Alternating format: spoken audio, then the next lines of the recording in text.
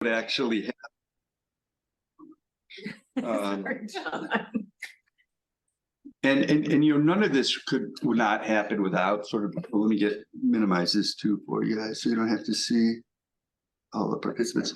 And none of this would really happen without the support of really critical partners. I mean, BioNexus has been by our side for forever, and we just can't thank them enough for believing in the vision of what we can create here in Kansas City.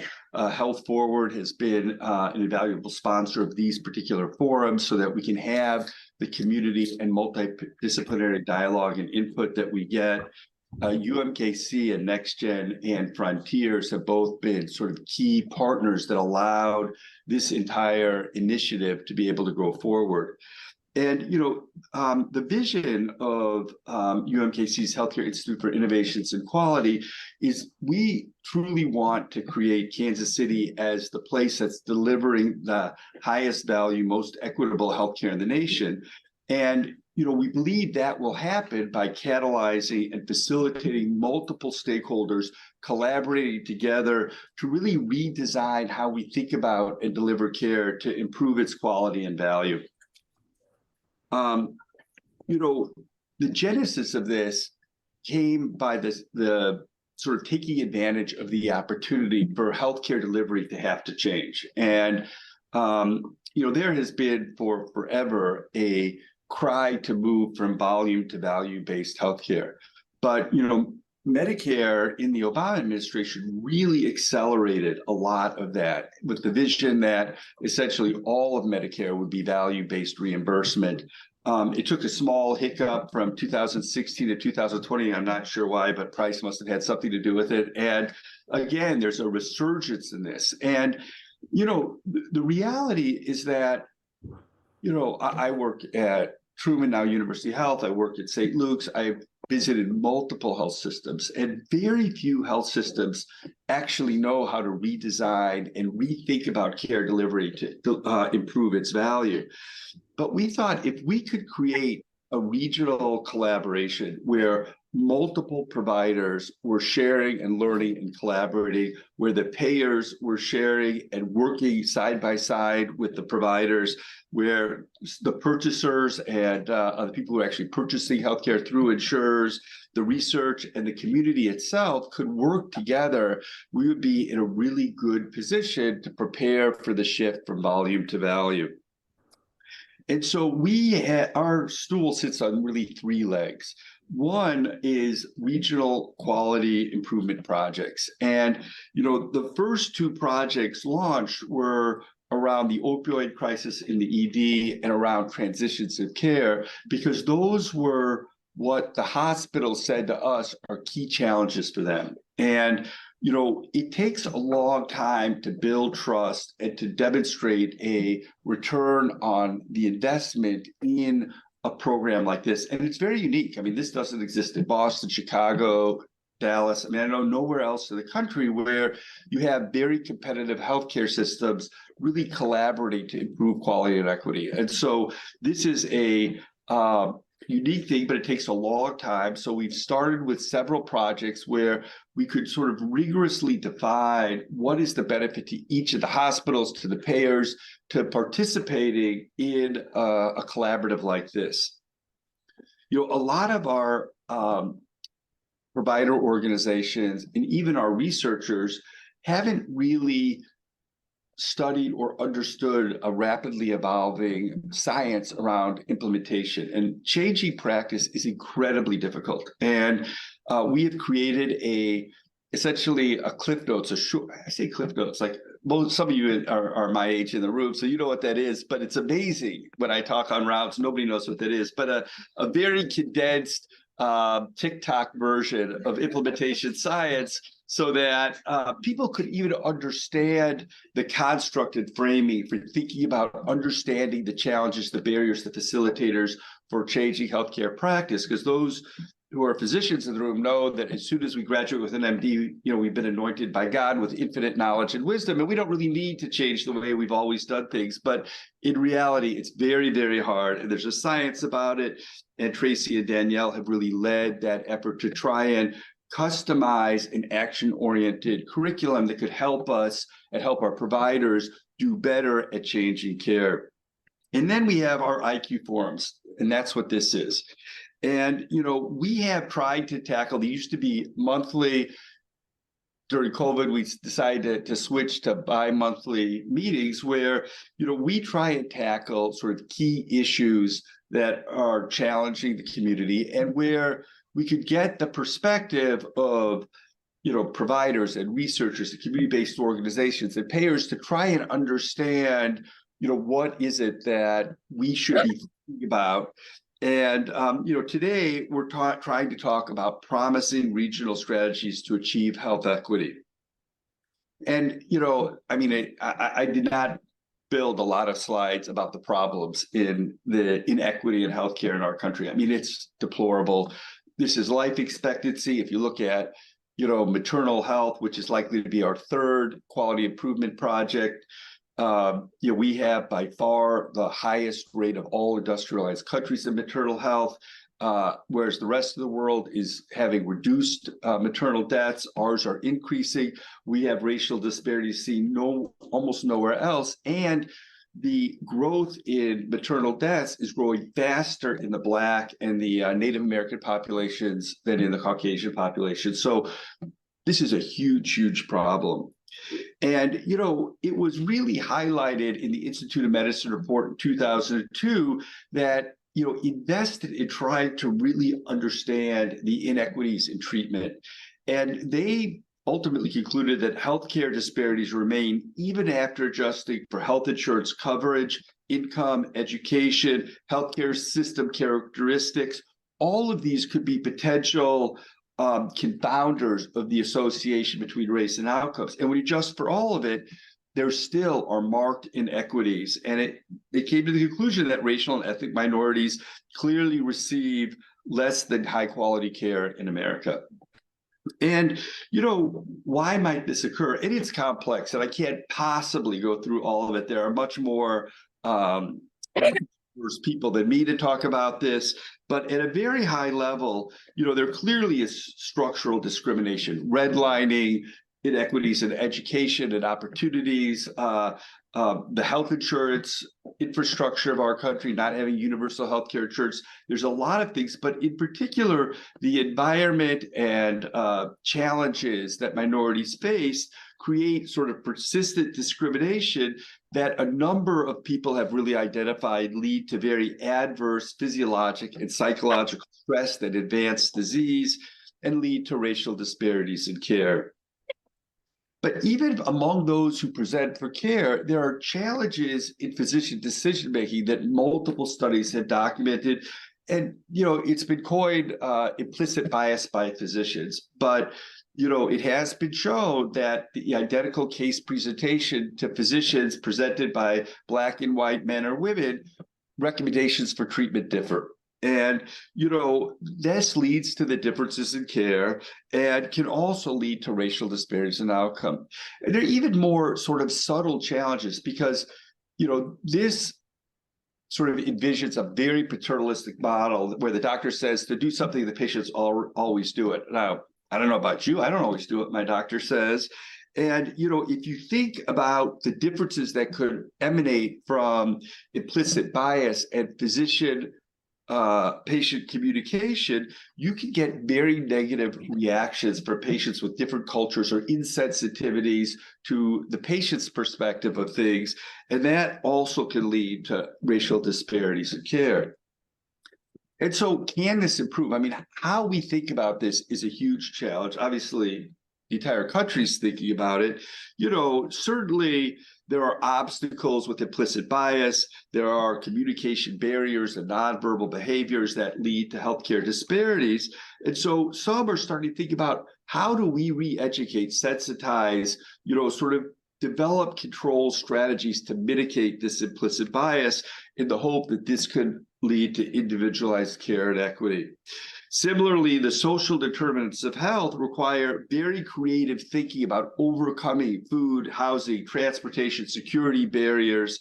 that lead to the healthcare disparities? And are there ways, like what the Mid-America Regional Council has done, to coordinate community-based organizations and tailor access to patients who have some of these social determinants of health, again, to try and individualize care and improve equity?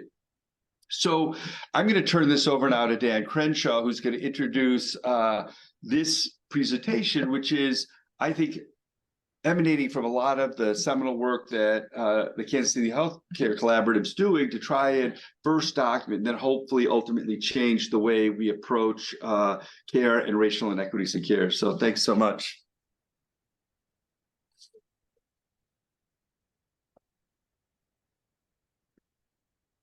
All right, good afternoon, everyone. Good afternoon. Oh my God, you're gonna do better than that. See, this is like an old joke, right? Good afternoon, everybody. Thank you all for being here. All right, so I'm excited to be here. My name is Dan Crenshaw. I'm the executive director, the new executive director of Kansas City Health Collaborative. I've been there for 199 days today, so I'm very excited with you to share my last of my 100 days. So we're excited to be here. We are a multi-stakeholder collaboration that is organized around advancing health equity. So we're excited to be here to talk to you about the Learning in Action Network that we partnered with Health Forward to put forward, and you're going to learn about some of the action teams, some of the work that they're doing. So before we jump into those presentations, I want to kind of lay the groundwork here. Here's kind of the goal of what the LAN did, what it tried to do, the Learning in Action Network. It was to develop enhanced capability to foster anti-racism and health equity through performance and quality improvement, improving the ability to address health disparities and advance health equity, including in the prevention and management of chronic diseases, increased representation of people of color in leadership roles, and development of capacity to integrate the provision of care addressing social needs into healthcare payment and healthcare delivery. It's a lot. It's a mouthful. I know I didn't bring a slide, so it's just me. I apologize. So what we did was we organized around three organizing efforts. The learning community, which sat down and spent about 8 months thinking about what are to develop a shared understanding about the concepts, the ideas, the themes that created the disparate outcomes that we're talking about today. That transitioned into an action community, and we're going to learn from 3 of them today. And these are teams who applied to the program, got into the program, and they have met through cross-disciplinary efforts to talk about how do we make a difference in our organizations, in our communities, in our ecosystem to advance health equity. And then the third component, which is an important one, is the CEO Roundtable. We've got folks who meet on a monthly basis. They are CEOs of both social service agencies as well as from hospitals and systems to talk about, and this is what they did in order to engage, talk about health equity, but it was limited to executives that attested in writing with a signature to a commitment to making health equity a strategic priority for their organization, a commitment to diversifying their board of directors with folks of color, and a commitment to including people of color within their respective leadership teams. So there was a deep commitment that these folks brought to the table. So that sort of sets the stage for you. So we are now going to transition into, you're driving, right? I'm going to stop sharing. Okay, no, you're fine. All right. So we're going to transition. So we're going to transition into a provider institution perspective. Jake Pitts from University Health Lakewood Medical Center. They brought a project to the table looking at race-conscious detection of kidney disease. Jake, are you ready? I am. And being completely genuine here, I'm really excited to be here. And I really hope that you all are, as the kids say, lit up to be here. And I joke, and if you know my personality, I tend to be jovial, but I am being sincere about this. This call that Dr. Spertus and Dan just brought us to is one that I hope sharpens us over the next hour and hour plus, being able to take the intrinsic motivations and then go extrinsic and create transformation. So I'm going to be less preachy and get into some content for you. Let me share a presentation with you and get started here. Looks like we are there. I need to adjust one thing on my screen so that here we go. All right. So, I'm here to speak with you about race conscious detection of kidney disease. My goal here with you all today is to make this information really tangible, but motivate you to investigate ways that you can tackle specifically race-based medical practices in your organizations and in your areas of influence. Now, we had a joke earlier about Cliff Notes. I remember Cliff Notes. Me not being an MD, I won't be able to give you Cliff Notes version of what kidneys do, but that's where we're going to start. Mine will be more of Ask Jeeves / Google. If you are older, young enough to interact with either of those platforms to just learn a little bit about what the kidneys do. It's important to touch base on just what kidney function is and in their healthiest, what they are meant to do. The kidneys are your filtration system, right? Blood goes in. What filters out is extra water and waste that travels through your urine. If the kidneys aren't functioning really well, you're going to get everything from blood in urine to muscle cramping to swelling in the extremities, insomnia. Lots of other symptoms are associated with poor kidney function. Common risk factors are diabetes, high blood pressure, of course, family history of CKD. Obesity, age can be a risk factor as well. But where our transformation with kidney detection happens is at that place where you are detecting, or the earliest place that you could detect kidney malfunction. And in order to know that, you need to know, how well your kidneys are actually filtering any of the waste through them.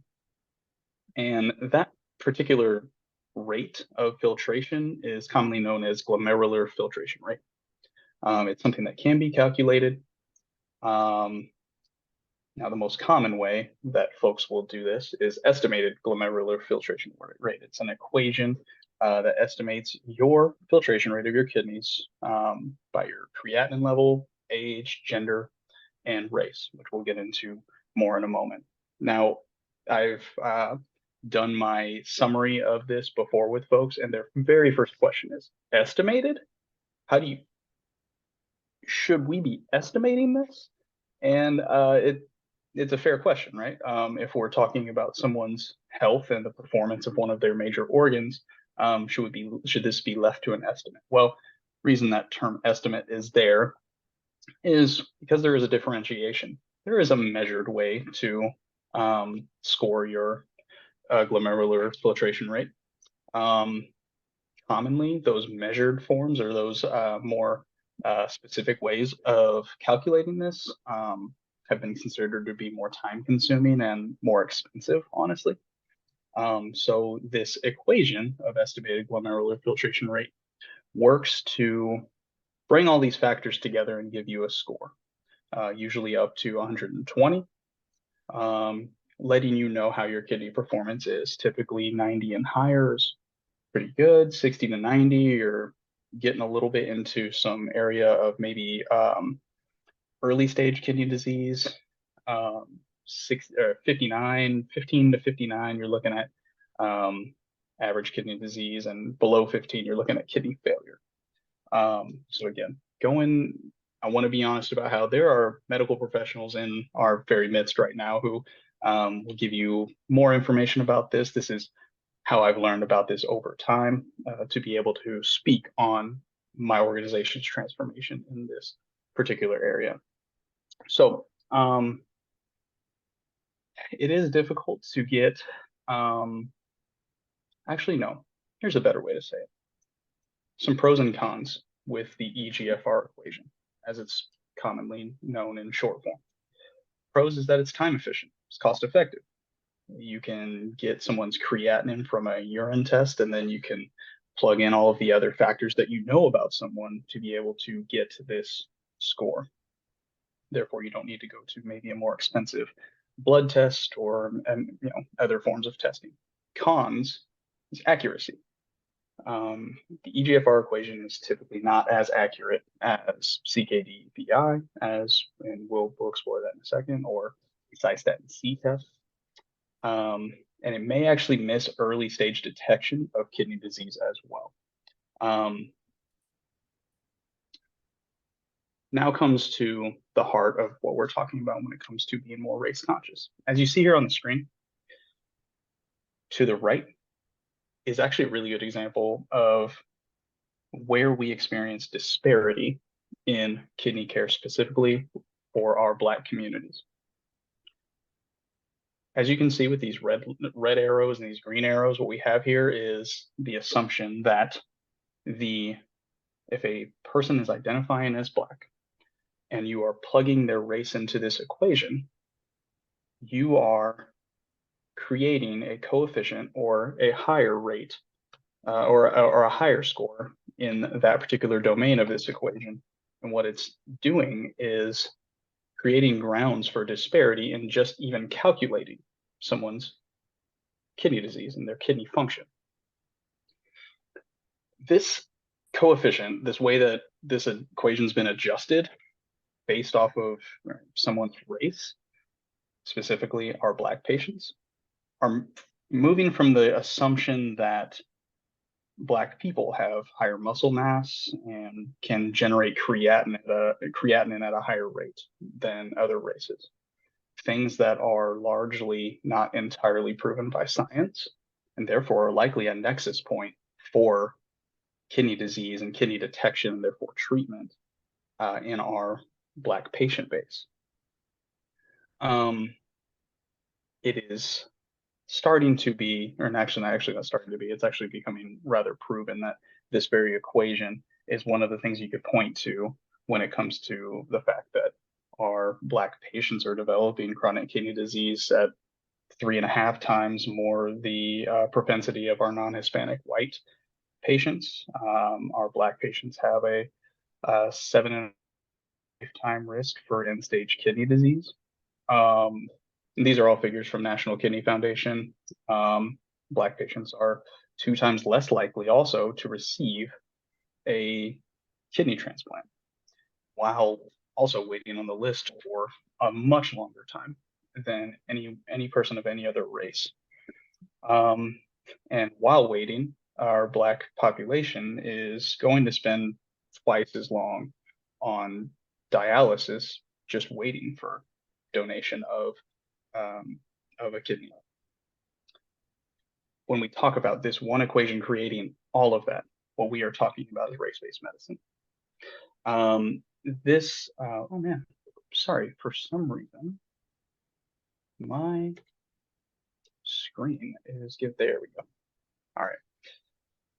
So what we're talking about here when we talk about the effect of this equation is race-based medicine, system by which research characterizes race as an essential biological variable, translates it into clinical practice in a way that leads to inequitable care. Simple and plain, what this equation is doing is creating disparity mathematically and scientifically. And there are ways to transform away from that. So the National Kidney Foundation and the American Society for Nephrologists have a task force where they've been looking into this the past couple of years, and actually about 2 years ago, they have the following recommendations and encouragements that are listed in this diagram here to implement the CKD-EPI creatinine equation with a refit that doesn't include the race variable, that coefficient that I was pointing out earlier. Now, I invite you to please continue reading through that particular, sorry, and errors is happening with my slides here. I'm going to just keep moving forward though. I invite you just to, continue to read what those recommendations are, because they do outline a very beautiful path for being able to undo race-based medicine in this particular area of care. I'm just going to share a bit about how we've adjusted based on these recommendations. We are using CKD-EPI as our primary equation, and with that being our primary equation, we're going to have a little bit more accuracy. And I say a little bit because it's still in the category of an estimated equation.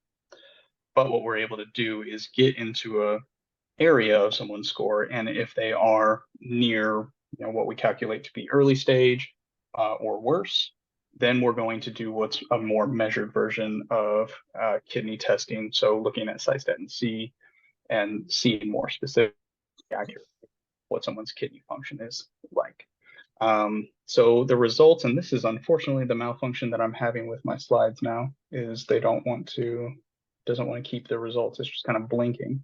But the results that we're seeing is earlier detection of kidney disease, therefore earlier treatment, earlier referral to nephrologists, as well as more accurate reflection of someone's kidney function. Therefore, their standing on the transplant list reflects the urgency of that person's need for a transplant. Now, what is beautiful about this whole process is we're actually creating a path where we're ensuring that the entire kidney care process at University Health is race conscious.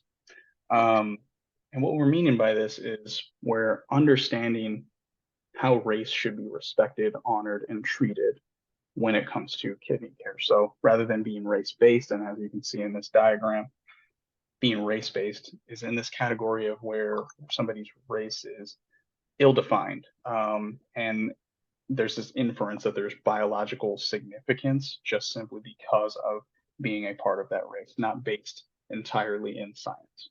When we hear about race being a social construct rather than a biological construct, we're talking a bit about that tension. So what can happen throughout that race-based approach to medicine then is research, education, and practice that follows those lines that Dr. Spertus was referring to, that Dan was referring to, about reinforcing stereotypes, bias, clinical practices that are more tailored in ways that for decades continue to be reasons that disparities continue, where when we understand that race is social and has a power dynamic, so now we're understanding structural racism, we're understanding that health needs to be understood at the human level rather than creating these ways where medicine and care has been segmented based off of biases and stereotypes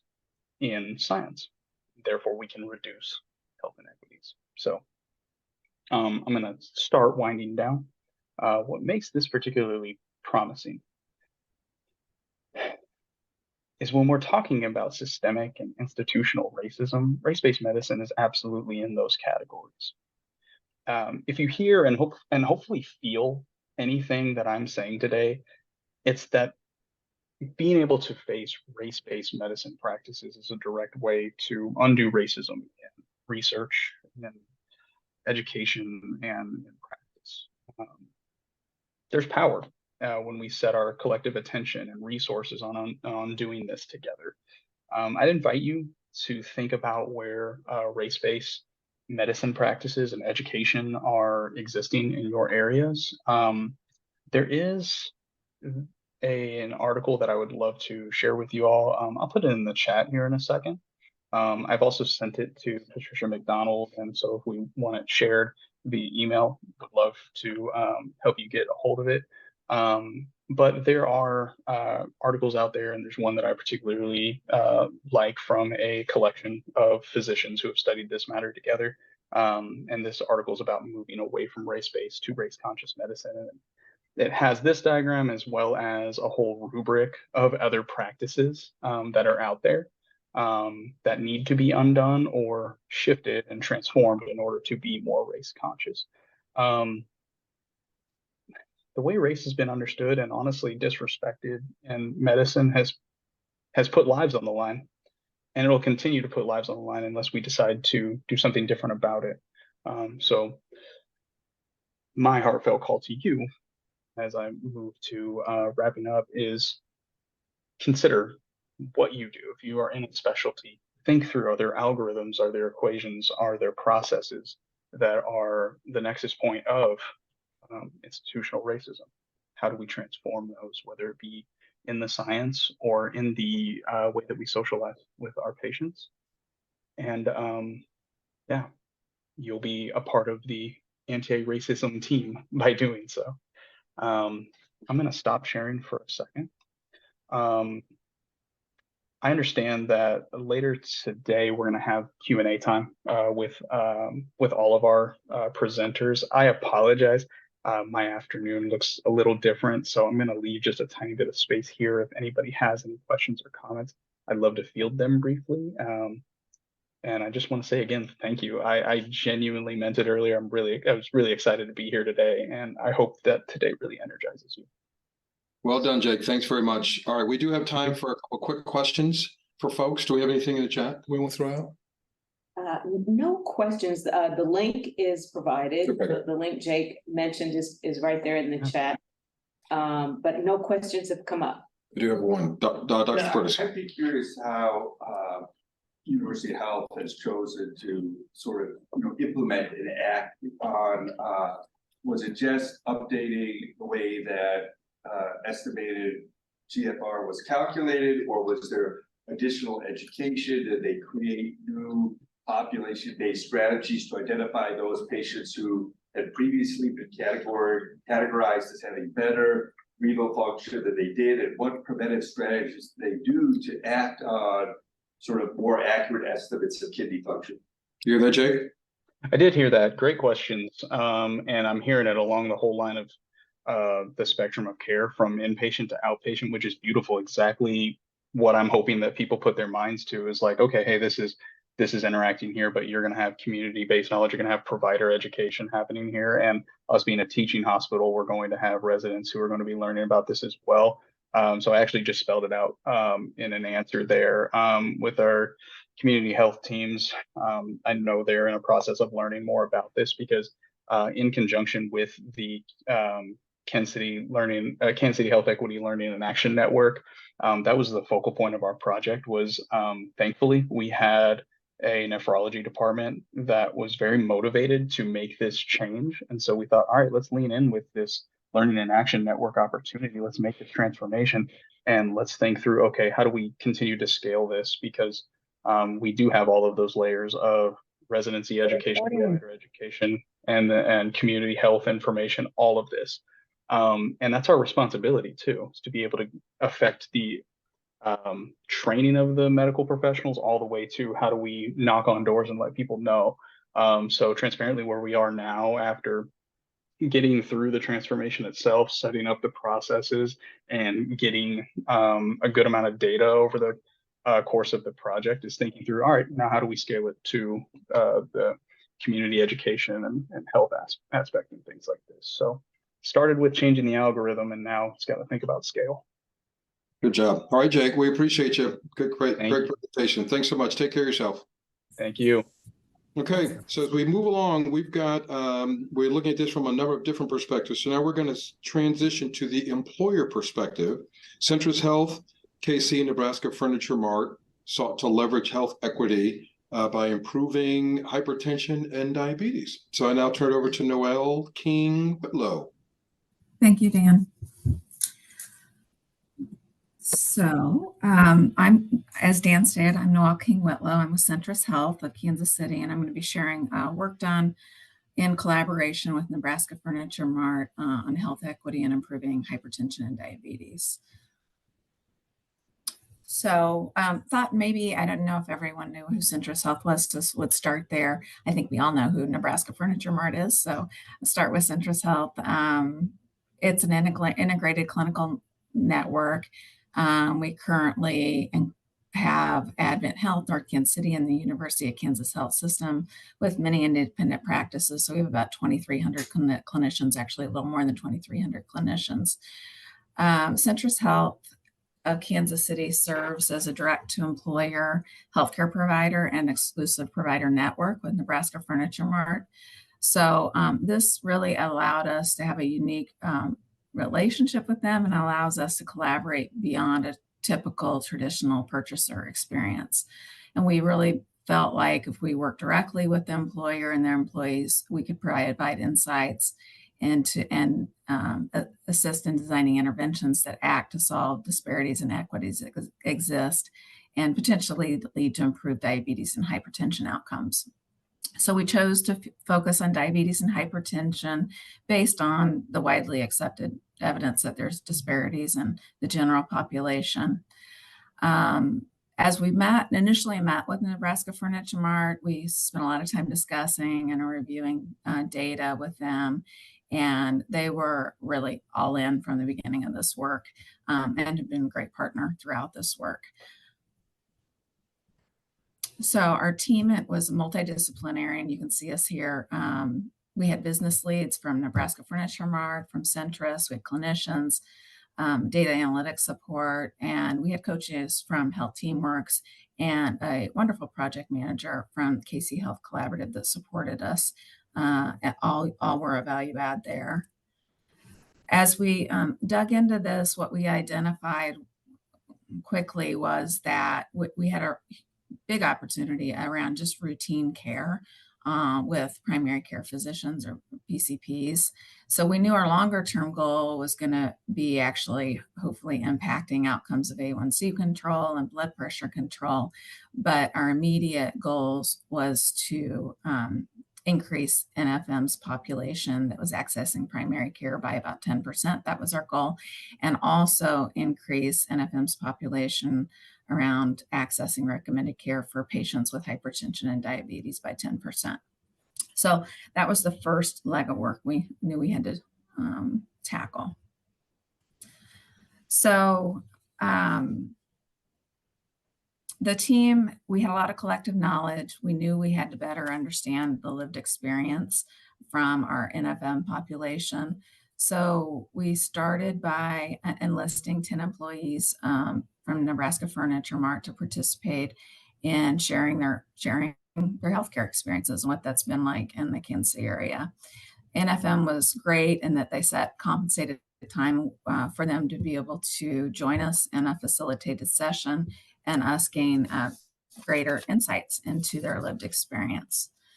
The project team co-developed actually questions and shared those with those 10 participants prior to our session. And the questions were related to trust in our healthcare system, cost of care, resources, how, when, where, and why they access healthcare, their feelings about healthcare settings and general experiences, how medical care aligned with their personal preferences and values, and then some questions related to healthy eating, exercise, medication, those type of things. And this slide just kind of represents some of the things that we heard through our lived experience session. Some good, but some major themes and opportunities revolved around cost of care, benefit structure, accessibility to care and information, communication, whether it was verbal or nonverbal behaviors, and personal preferences and values, how they're often not met, and then general stigmas and biases. So I think when we left that session, some of it didn't surprise us, but some of it did, and certainly knew we had a lot of work to do. So when we took the feedback and insights from those lived experiences, we began to divide them into technical and adaptive work.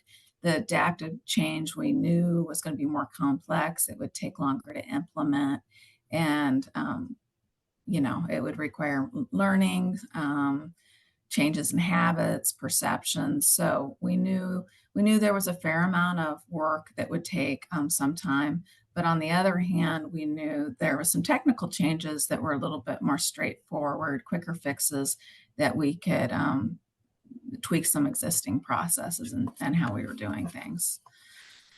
So we created a driver diagram. This was part of the work with the LAN, and it's just a visual display of a team's theory of what drives or contributes to the achievement of project goals.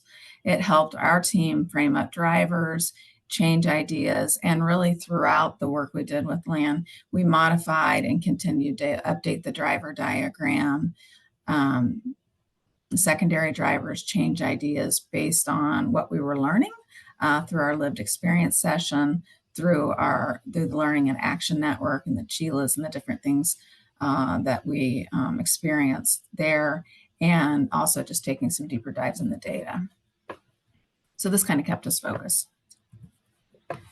So the key drivers that we really kind of drilled into was one, understanding and developing competencies to address care delivery and plan design equities. We needed to focus on appropriate and timely access to care and information.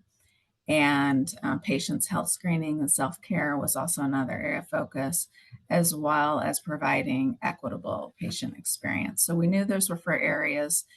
As we dug into change ideas and suggestions from our NFM members through our lived experience, some of the things that we implemented as far as tactics and strategies that relate to these drivers is one, we took back all the feedback that we really received from the sessions with the NFM population, and really brought that back. NFM brought that back to their leaders. Centris brought that back to our leaders and participants, and focused heavily on promoting and education around health equity, bias, value of patients' preferences and values, relationship-centered, culturally congruent communication.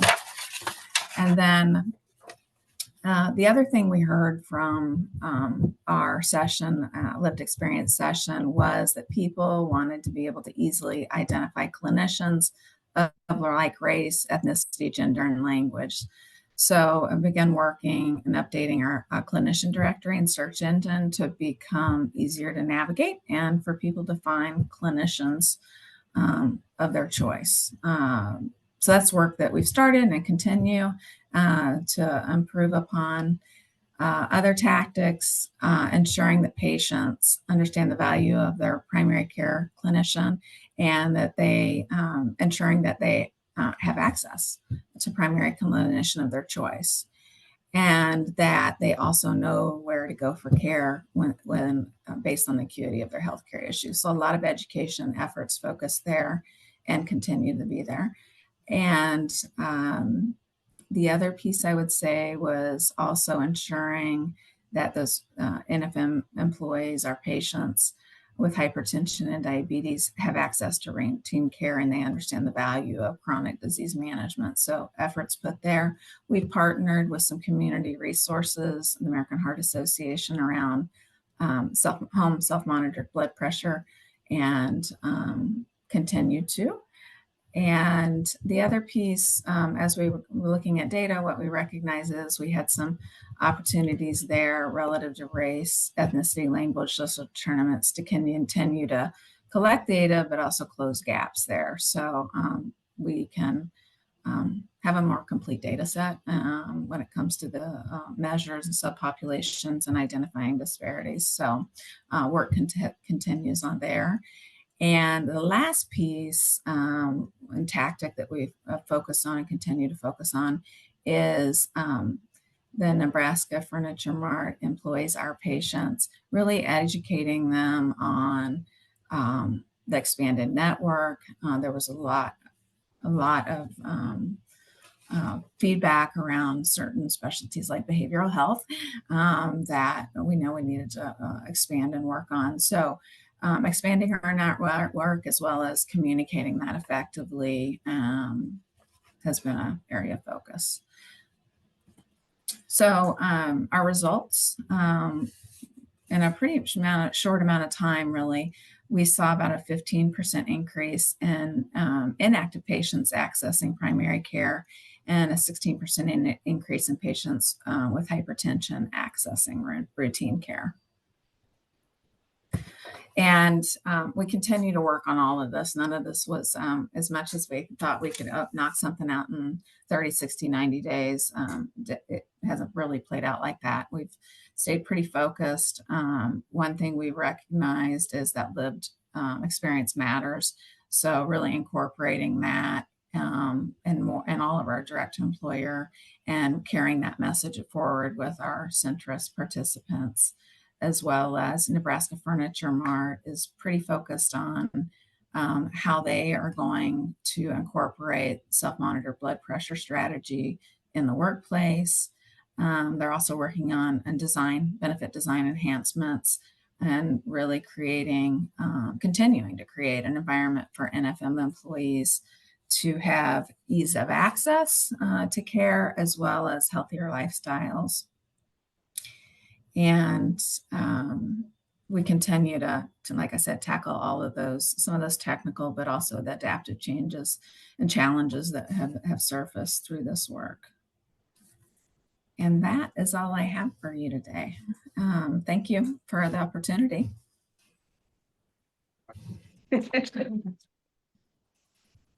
Well done, Noelle. Thanks very much. That's good work. And we should also mention that Jill Watson was a part of that team when she was still, and Christy, of course, yeah, we're part of that team. So really great work. So thanks for that. So next we are going to look at health equity and advances there with from the public policy perspective, building anti-racist environments through organizational and local governmental policy change. So we're going to invite Hannah Connor and Dustin Hare from the Wyandotte County Public Health Department. Take it away. You guys ready? Yes, I'm ready. Hi, everybody. I'm thinking you can't see me anyway, so I am going to leave my camera off. I can see the little screen, mostly because I'm having trouble navigating back to Zoom. Oh, here it is. Great. Okay. Hi, everybody.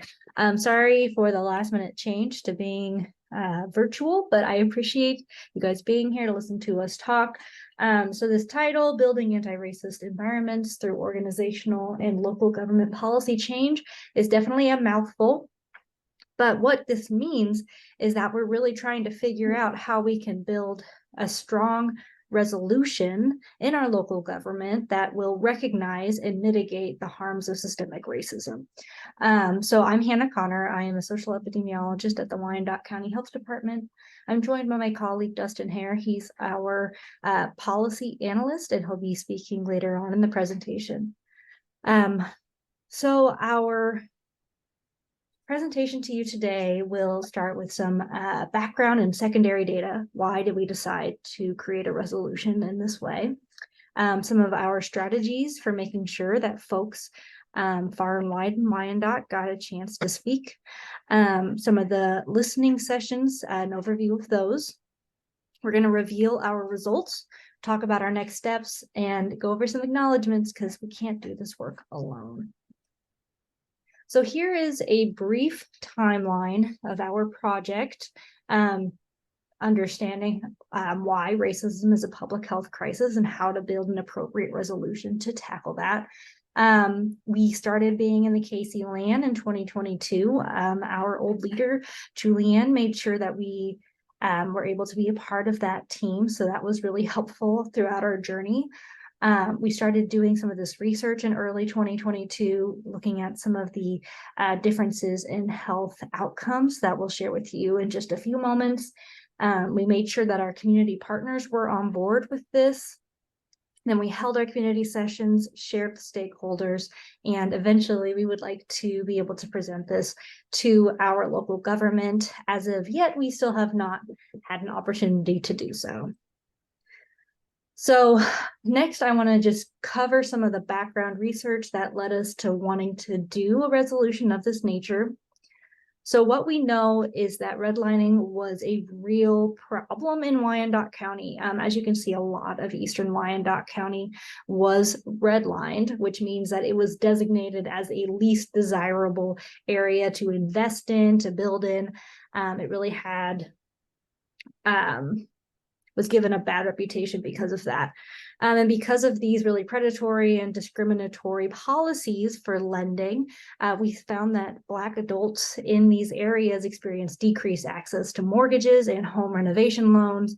They were often relegated to more undesirable neighborhoods that had lower property values, and these areas had reduced investment in housing stock, education, environment, and economic activity as compared to the green lined or wider neighborhoods. So as a result of that, in Wyandotte County today, Black adults are more than twice as likely to be living in or near poverty compared to white adults. And if you want to learn more about redlining in Wyandotte County, we have a couple of links to share with you if you're interested. But a couple of more things that pointed us in the direction of understanding why racism is a public health crisis was differences in income, which we know can really impact health. In Wyandotte County in 2020, which was the most recent information we had when we started doing this research, the median income for Black households was $33,996, which was 2/3 the median income of non-Hispanic white households at $58,000. So we had 1.5 times higher income for white than Black households, and the white household income grew more than twice as much from 2010 to 2020. We also knew that these legacies of systemic racism were persisting in health insurance rates. In our county, when we started doing this research, Black adults were 2.5 times less likely to have health insurance compared to white adults for various reasons, especially because health insurance can be tied to jobs. And we also found a disparity in unemployment rates between non-Hispanic white and Black residents of Wyandotte County. And we know how closely health insurance is tied to jobs and how expensive health insurance can be if it's not supplied by your job. One more stat that we want to share with you. We know that you guys know a lot of this. You're already equity minded. You're already health disparity minded. But lastly, in Wyandotte County, Black infants are 2.4 times more likely to die before reaching their first birthday than white infants. And this difference in infant mortality rate is national, it's consistent, it exists outside of poverty, and has been pointed directly towards systemic racism in our Black community, towards our Black communities. So, having all of this in mind, we wanted to make sure that we had good definitions to move forward and agree on. So what we knew when we were making starting to make our resolutions was that racism is a social and institutional power construct that is combined with race prejudice, and it advantages those who are considered white and oppresses those who are not considered white. We know that public health has the goals of promoting health through organized efforts and informed choices of society. And we understood that a crisis requires decision-making and action right now. So what we're saying here is that the systemic racism we are seeing is causing such a massive disruption and barrier to our organized efforts to promote health and delay deaths that we are at a critical juncture in which we must make decisions and decide to do something differently if we want to change the status quo. So thanks to that, we started researching what have other municipalities done? We know that there are other declarations across the United States saying that racism is a public health crisis, and 176 of those were passed by counties similar to us through municipal council or commission. We reviewed 150 of these resolutions, and by we, I mean Dustin, so you'll be hearing from him in just a moment. And what we found out was that we really needed to be specific about what this resolution asked for. It needed to have teeth, or else it might risk doing more harm than good. Having a local government say that racism is a health crisis, but then not doing anything about it, and therefore continuing to ignore it, could cause more harms than goods. So then we decided that this needed to also be tailored to what our community found to be the most impactful right now and what most urgently needed to be addressed. So I'll pass it over to Dustin to talk a little bit more about how we engage the community to build our resolution. Yeah, thanks, Hannah. You can go ahead to the next slide. So as Hannah mentioned, we knew that we wanted to create a resolution declaring racism a public health crisis. As Hannah just mentioned, we knew we also wanted to have some sort of like policy commitments or budget commitments in that resolution. We also know, I think everybody here today probably knows, that our communities have been oversurveyed. And so originally we looked at the data from various community engagement projects that had already been done. And we took elements from those things and we put them into the resolution, our staff did. We said, what should we address with this resolution? And we started putting things in there, and we had dozens of ideas. We probably would have needed $100 million to do everything that we wanted to do, and we knew our commission wouldn't go for that. So we did decide that we wanted to go back to the community and ask them to prioritize. Instead of saying, hey, what would you guys like us to work on? Instead say, you guys have already told us you want us to work on these things. Please help us prioritize which ones we should work on first. So that's what so in that vein, we decided to do community listening sessions. Next slide, Hannah. We knew that we wanted to, we're talking about equity. We knew that we wanted to get people who were struggling financially to these community listening sessions. So we use everything available. For a sec. Sorry. We use every available channel to get the word out. We use social media. We did blasts all over social media all the time. We used the Unified Governments, it's called the UG. We use their newsletter. We use our friends over at Livable Neighborhoods. We use their newsletter. We blasted this stuff all over. We worked with community health workers to pass out flyers. They went around, knocked doors, handed out 1,000 flyers. What we found when people actually came to our sessions is that word of mouth was the number one way that people had heard about this. So that's a little tidbit that I'd like everyone to take away here today. Like, even though we put this stuff all over the socials, word of mouth was still the most important way that people found out about things. And one other thing that I think is really important to know is that we actually embedded some people with lived experience into our planning process. So before we started any of our listening sessions, day one, when we started planning, we invited a couple people who were experiencing housing insecurity to be in the planning meetings with us, to get their ideas, to bounce our ideas off them, and then for them to go back into their community and talk about the work that we're doing. So I think that was instrumental in helping us get the word out as well. Next slide, please. And then, so we also wanted to, again, make sure that people who are struggling financially had the opportunity to have their voice heard. So we wanted to remove every barrier that we could. And with that, we, if people didn't have a car, we would send somebody to pick them up and take them back home. We had childcare on site. We paid daycare providers to be there. We paid local chefs to provide meals and cater each session. And then we also provided gift cards for everybody who participated, and we advertised that as well so that people would know ahead of time, if you come to this, we will pay you for your time. We also had one of our sessions fully in Spanish. Thank you, El Centro, for that. And we plan on maybe doing some more around this in the future as well. But next slide, please. So in total, we had 11 community listening sessions, and we strategically placed them in every single one of our commissioners' districts.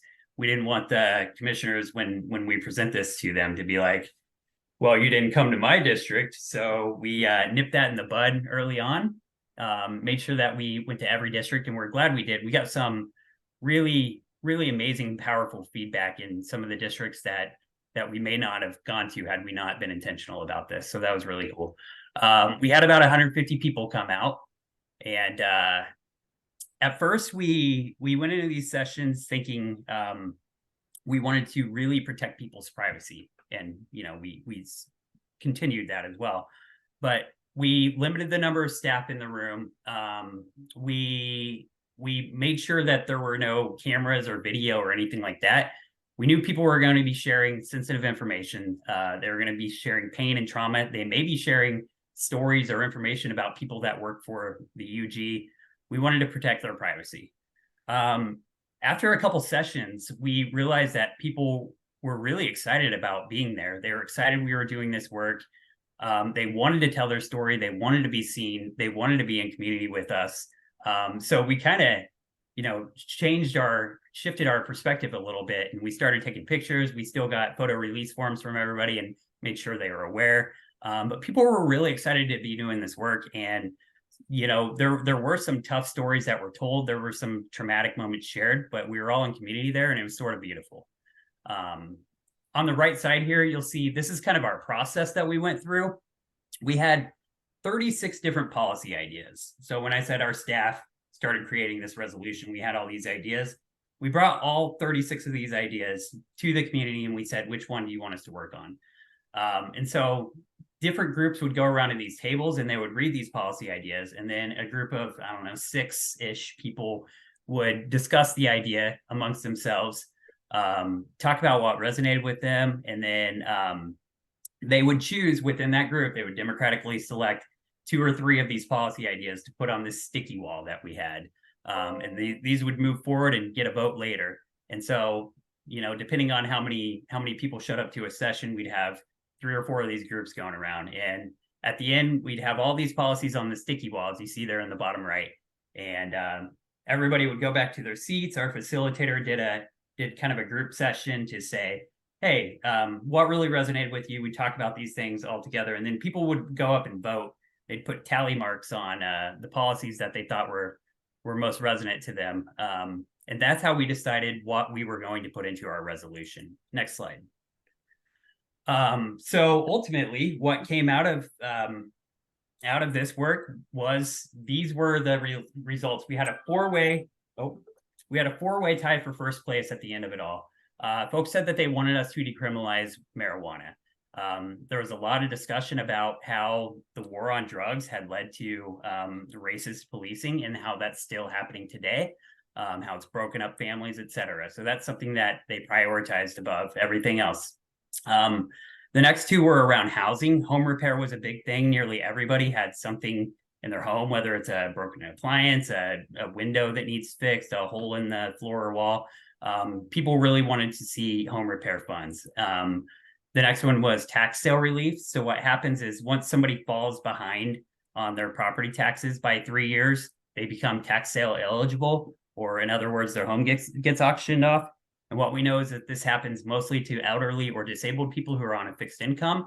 And it also mostly happens to Black and brown people. The vast majority of the homes that end up being sold in the tax sale are being sold out from under Black and brown elderly and disabled people. So that's something that people wanted us to work on as well. And then the last one here is the creation of a UG-wide racial equity plan. So we sort of started this work as the health department. The community asked us to bring this work to the higher level, have the entire government create, you know, a 5-year strategic plan for how they're going to deal with systemic racism in our community. So those were the top 4 results. There were additional results as well. Hannah, next slide. And I'm not going to go through each one of these because we don't have time, but we have a community health improvement plan within our health department. And these are our 5 different lenses that we work through. There's jobs and education, safe and affordable housing, healthcare access, violence prevention, mental health. So while we're only putting 4 of these priorities into the resolution, we can still continue to work on the rest of this stuff as well.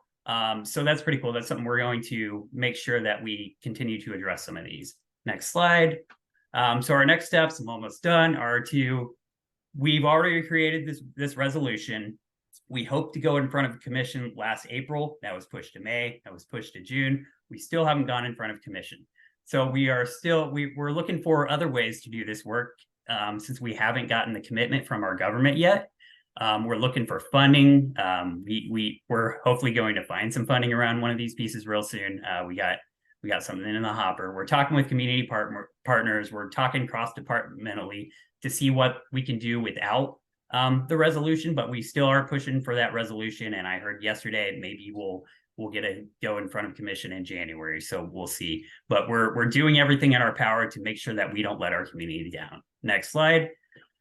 And then finally, acknowledgements. We talked about word of mouth. That's really, we have to really thank our partners for that. They co-hosted, they really put the word out. That's the top half there, Alive and Thrive, CABA, Vibrant, El Centro, Clean Air Now, and Crosslines. And then on the bottom half, these folks really helped us to remove those barriers. So the gift cards, the food, the childcare, and that was Reach Healthcare Foundation, Health Forward Foundation, and Wyandotte Health Foundation. So big shout out to them. And that's what we've got for today. Thank you. Nicely done. Nicely done, Hannah and Connor. That's good. That's good. All right, we appreciate that. So last but not least, and then we'll move into questions that we're going to bring from a community, nonprofit perspective, community-based organization, Physician Pipeline Project. So I'm pleased to present Dr. Michael Weaver and his wife, Jamila Weaver. Come on down. Thank you. Thank you.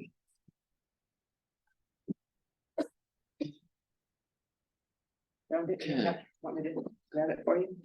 That's good, good.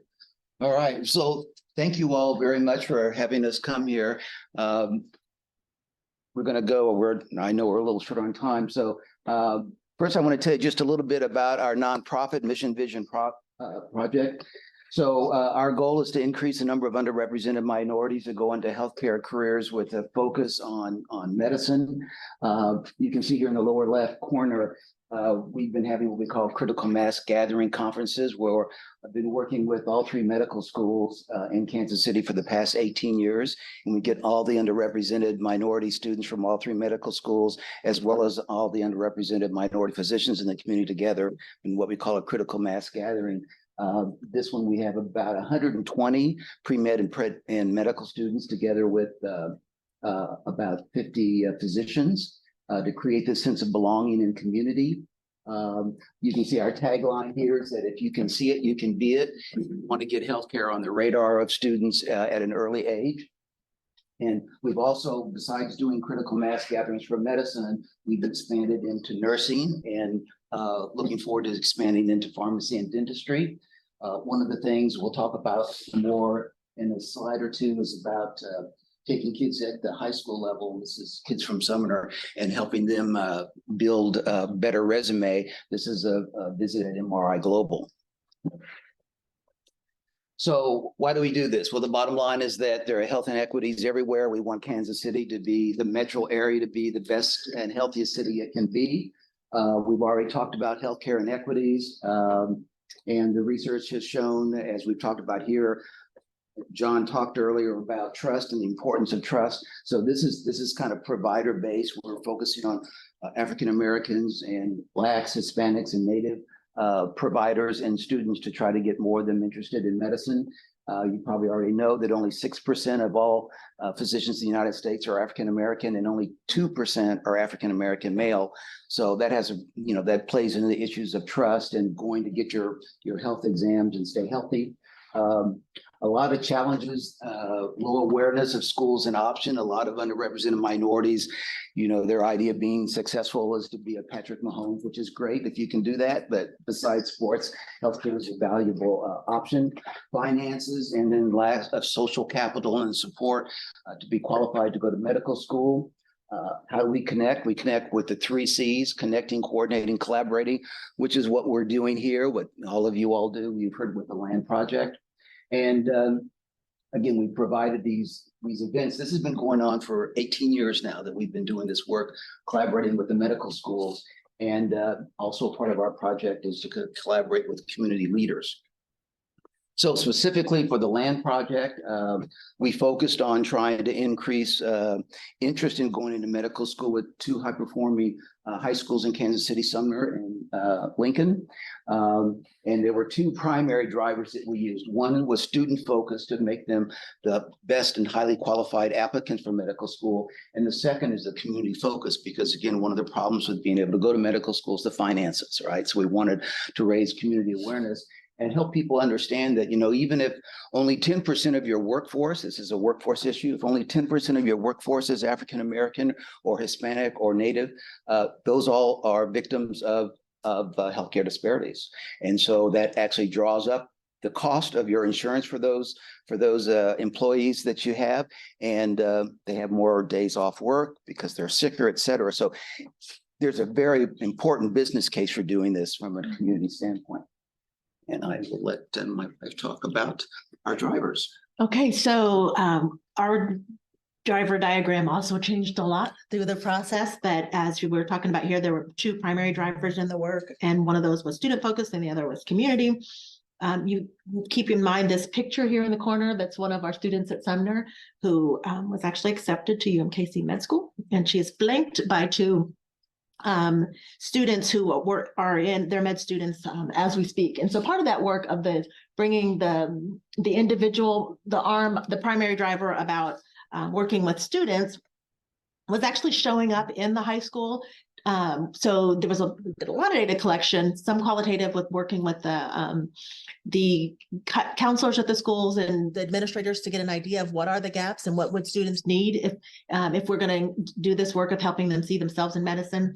We also did some quantitative work with pre and post survey with every intervention with the students. And so this example, the picture you see there, was this intervention where we understood students don't always have awareness of the schools in town. So we can show up at the school with current med students and with the admissions officers from a med school or two, whoever can come, and we will talk to the students about not only what does it look like, because the near peer is there to talk through their experience, but there's also the person who can speak to the nuts and the bolts of the application process and clarify anything so that students then have the information they need to be a highly qualified candidate to make sure that their application is going to stand out. So we went to the schools, and this is, I won't bore you with all the data that we collected, but this is just one point on our primary driver that kind of influenced our next steps. So our first PDSA, we asked the students, we showed them all these things that they need to be doing. And then we asked about their confidence. How confident are you that you would be able to do these things to be a highly qualified candidate? And so on our first run, 40% of the students felt like they would be able to find, as this example, research experiences and to be able to find those here in town. So we said, okay, as our second intervention, let's actually take the students to a place here in town. In that case, it was MRI Global, it's our partner in that work, so that they can see themselves in that work of a place I can go for an internship, a research opportunity. And so on our second run of asking the students, how do you feel now? You can see that we increased that confidence score up to 60% of the students felt like they could find that intervention here in town. Another data point that kind of drove our action was asking the students, what does it feel like when you think about your finances and your ability to access medical school? And we found that 72%, the majority of students felt like finances was absolutely a barrier, and they would not be able to go to medical school because of their finances. So that influenced our second driver, which was about understanding fully what other resources are here in town and what other organizations are working in this arena. So we did preliminary work on an environmental scan, and it's busy, but there was a lot of organizations we talked to, and we sort of divided into about 10 buckets of what would a student need and who's working on any point in that process. And so we learned that here in Kansas City, there's a robust ecosystem of people working on this in this arena. And so how do we then move this needle with championing the need for leadership across the community in this area so that there's more coordination and that there's collaboration and making sure that each student has access to each point in that process? So that's where we are now. The current phase is really inviting leadership across the community and in the region. So Health Forward, we're so excited that they have engaged a national contractor who's NORC, if you know them from the University of Chicago. And they're actively working to further define this ecosystem, and we're really pleased to be participating in that work. We also engaged a contractor to work on this strategy and to really look at the ways that workforce development, including scholarships, can be part of what is in the conversation, because we have so many collaborators and partners in our city that are already doing some component of the work, and then really trying to increase focus on medicine and health professions so that some of that very general work can be honed into the specific parts that improve health equity. This is important work. Down in the corner, you see a picture of the CMG alumni that were at the critical mass gathering last year. This means that they were pre-med or med students at one point in time coming to the mentoring and networking events. Now they are practicing clinicians in Kansas City. They show up now to mentor the pre-med and med students. And we're so proud of how this kind of is so cyclical that we together can be supportive of the next generation of students that will address what Centris found in your work, that people want and need to see clinicians that because representation matters. And when we have more folks that can speak to some of the things that are happening in our community, then of course our outcomes are going to start to look different. That's the end. Round of applause. Really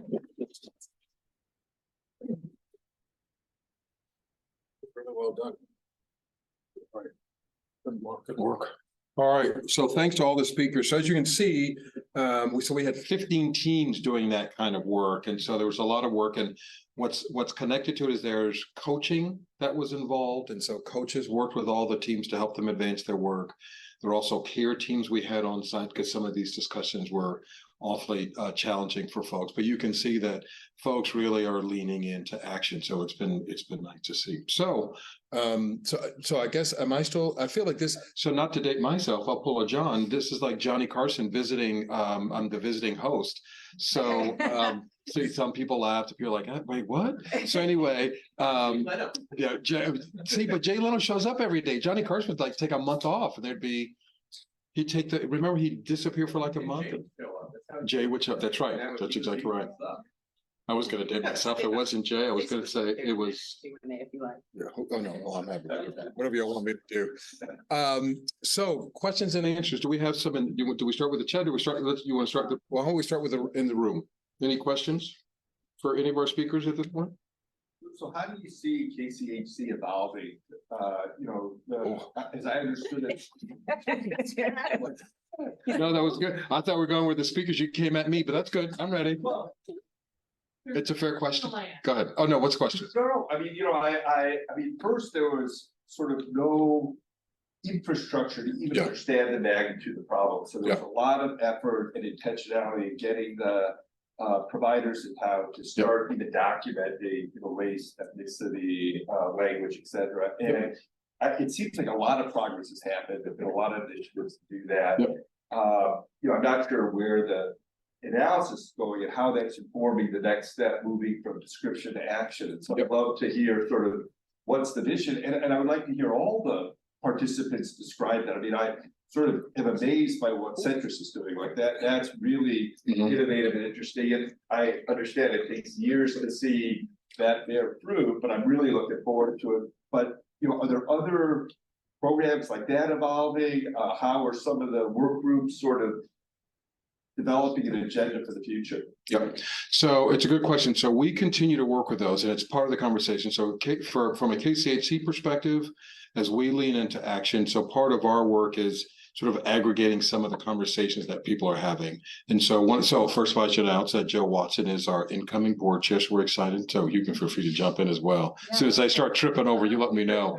So our goal, and so I'm glad you and JC brought me in and Stacy brought me in, is so we are looking to amplify this work and to socialize folks to what's happening. Because part of the challenge, I think we know, is not everybody appreciates how health disparities are impacting their folks. So for instance, KCHE made a presentation to a bunch of employers who just wondered, well, what role would employers play in all of this? And what we've talked about, it's popped up in a couple of our action teams, is we know that your employees are suffering health disparities and they are causing you increased medical costs. And so every time you go to market, you need to appreciate the fact that what we're doing, sitting around this table, having these conversations, making these changes, is going to benefit you in the long run. So you should be a part of what we're doing. So having those conversations, elevating the work that Centris is doing, what MVP is doing, continuing to support those action teams makes a big difference. And then we're also, for KCHE in particular, we're looking at data, and Anurag has been a member of KCHE, has been helping us think about that. How do we start looking at data in a meaningful, prospective way that allows us to start making some strategic decisions about how we allocate resources to take care of our under-resourced communities? And then we're still working on, for us, our big project is a closed loop referral system. That as we look at social drivers of health, that we think is going to make a huge difference for the region, but it is a long. Oh, that's a great. I appreciate you calling me out there. So I've learned this in my 199 days. So my feet up. No, it's all, no. I'm leaning into that too.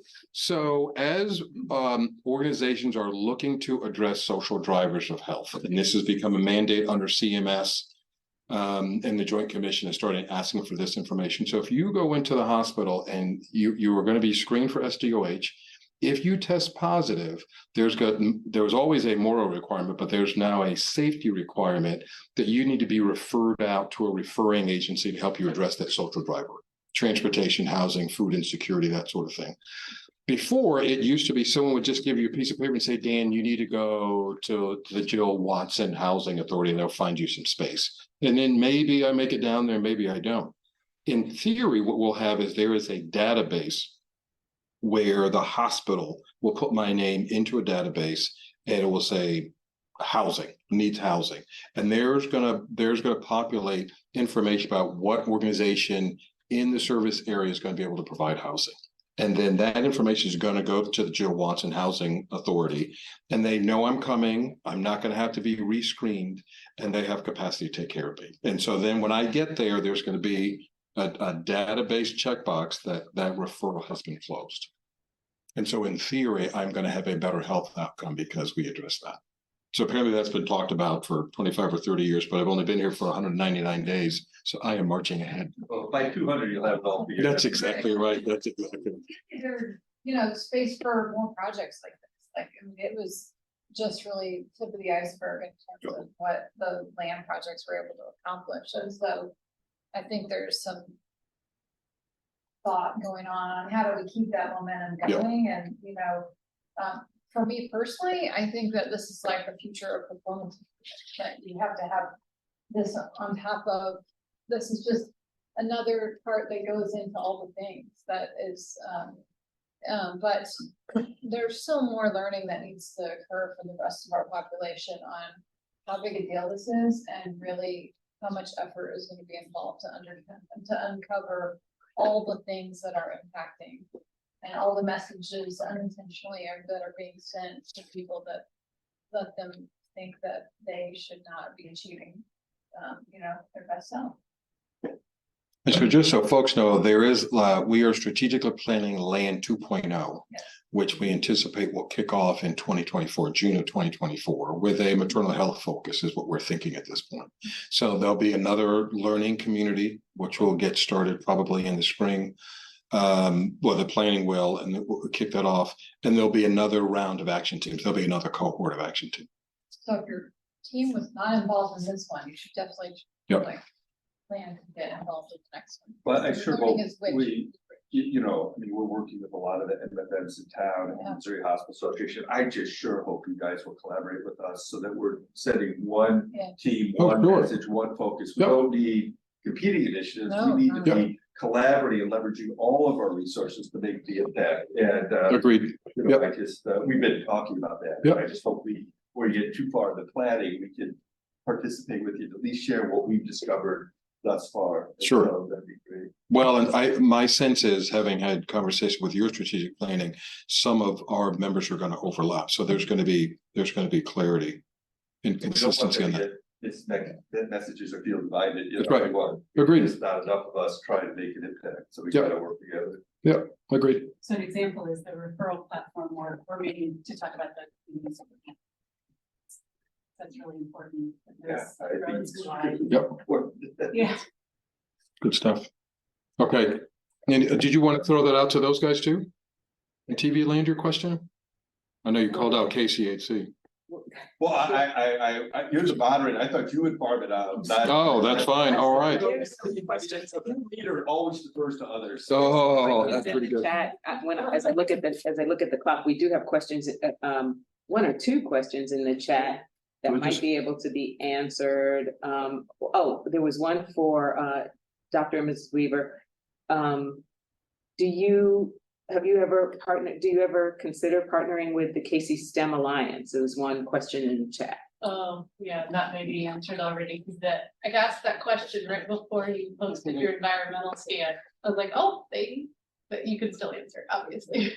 That's why the 3 Cs are so important, because there are so, as Yeah. John was just talking about, there's so many resources here in Kansas City. We just need to connect them. Leverage all of them. Yeah, and understand not only is there a moral reason for doing this, but there is a business case as well. So that collaboration is in the hopper. They clearly work with the high school students and have existing infrastructure. And so the work that we do there's real opportunity to be a value add to this conversation.